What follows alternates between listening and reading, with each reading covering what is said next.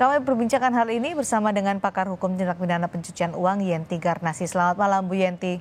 Selamat malam, Mbak. Apa pandangan Bu Yenti soal masih banyaknya pejabat yang belum lapor harta kekayaan?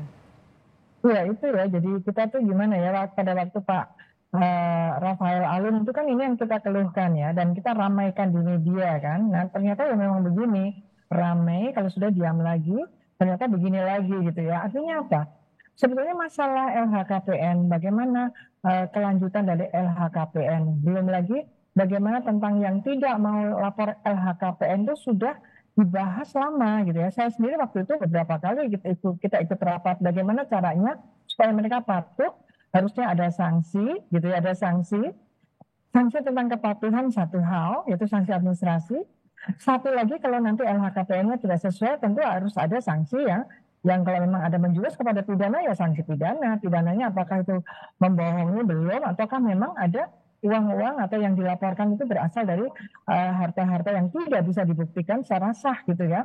Maka sekarang ini sudah semakin penting ya undang-undang aset recovery itu. Karena nanti di sana dimasukkanlah untuk bahwa law obedience, kepatuhan hukum itu kewajiban ini adalah bukan dihimbau, tetapi adalah wajib yang kalau tidak dilakukan harus ada sanksinya. Nah sekarang ini harusnya kan yang disanksi adalah kementerian-kementerian itu, menteri-menterinya, kepala badannya. Nah kalau kepala badannya tidak mengingatkan, ya kepala badannya atau menterinya itu yang harus dikasih sanksi juga gitu. Menurut saya harus begitu. Kalau kita memang sungguh-sungguh ya, kita serius, kan korupsi kita semakin hari semakin terkuak gitu ya. Jadi aneh juga kalau sampai ribuan ini yang belum gitu ya.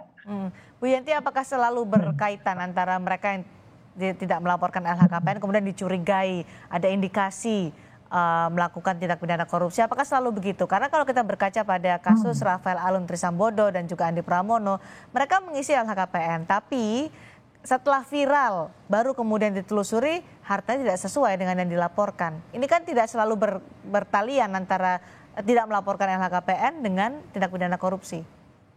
Iya, itu kan tapi gini ya, saya beberapa kali juga hadir atau memberikan keterangan ahli ya. Ketika ada korupsi kejahatan keuangan, hampir selalu yang dilaporkan itu yang kalau dia wajib LHKPN pasti yang bersangkutan itu sudah sekian lama tidak melaporkan LHKPN. Tidak update begitu ya? Indikator itu ada, ya indikator itu ada.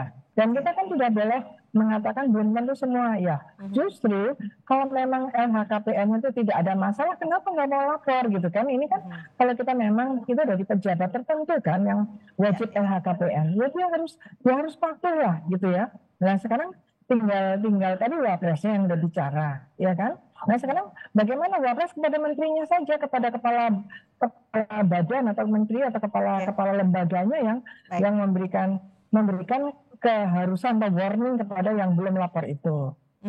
Bagaimana caranya untuk bisa mengejar pejabat negara untuk melaporkan LHKPN-nya supaya tidak ada lah seakan-akan ditutup-tutupi? Ya disanksi saja, dipindahkan atau bagaimana itu harus ada gitu. Jadi harus ada harus ada ini yang ditakuti oleh mereka gitu ya. Kalau enggak ya nggak bisa. Jadi ini sekarang yang salah siapa ya? Mereka tidak patuh, tapi kita juga diam saja.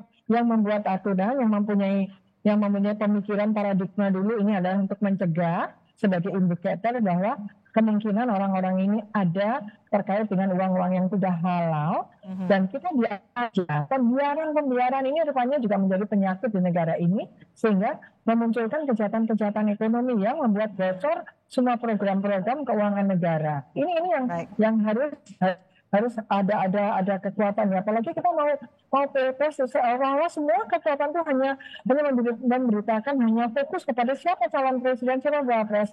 Tapi ini tidak diacuhkan saja gitu ya. Masyarakat tidak suka dengan keadaan seperti ini. Baik, siapa yang bisa kita andalkan untuk ini, Bu Yenti?